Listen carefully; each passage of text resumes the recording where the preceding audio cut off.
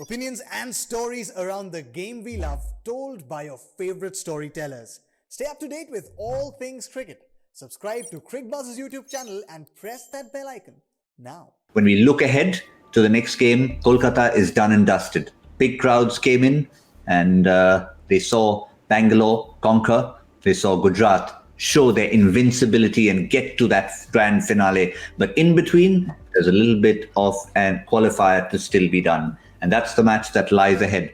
Qualifier number 2 from Ahmedabad, Rajasthan taking on red-hot Bangalore.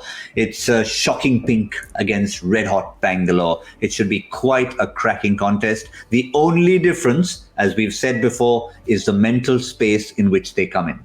The forbidden M word, Shaun Pollock, versus Rajasthan sort of licking their wounds, knowing that they've had a second bite of the cherry, and now that little one cherry is in their hand. Is that going to make a difference, or can they be just as fired up? Yeah, I think Rajasthan have played some good cricket in their last 3 outings. I mean, obviously they lost the last game, but it wasn't a shocking performance in any way. It was a decent performance. You know, if they can just tinker with a few things and improve in 3 or 4 little small areas, there's no reason why they can't go on. I don't see any real changes happening in their team.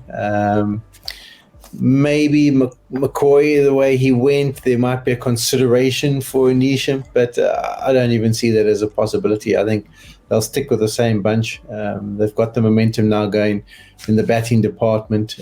The bowlers will enjoy the bigger ground in Ahmedabad, especially those spinners. If you want to take them on, it's a bit of a bigger hit, and it's not as quick in outfield. So I think their bowling lineup of the 5 guys taking the responsibility will probably work on that ground.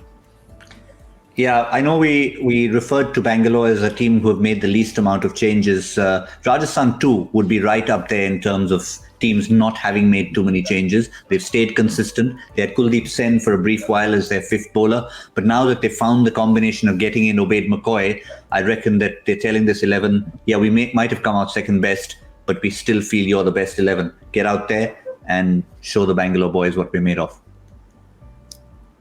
Ajay? Yeah, but I'm with Shaun. I don't think there are many changes that you look at that side.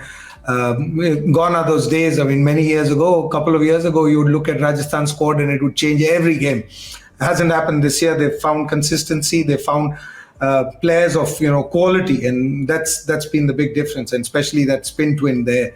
I think that's been their real strength. Butler's done well.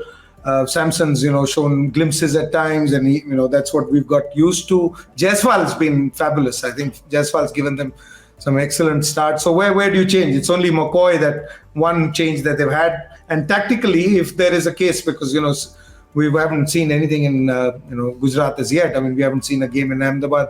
Don't know what kind of surface that we turn up. So no matter what kind of surface, I don't think the 10 will change. If there is a change, that probably would be McCoy, depending on the situation or depending on kind of surface that they're playing on.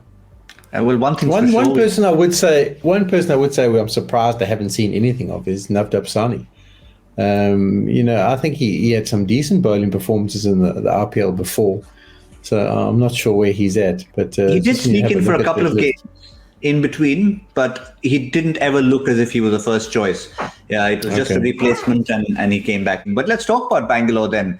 They are red hot. They've just beaten Lucknow, the team who have been in the top 2 so far, and they just look as if they've got this juggernaut going. And the biggest thing, as Shaun had mentioned earlier, is at some point the big boys will fire. At some point the big boys will all fire together. And if that happens, watch our opposition. Yeah, I just hope they fire, because they're great to watch, all of them. And when they fire, I hope they fire in the mood that they are in, because we saw today a team losing where the top players got runs except for Quinton de Kock, who got out in 2 balls, who didn't waste any balls. The top guns either were unused, or when they fired, they didn't fire with the firepower that they have.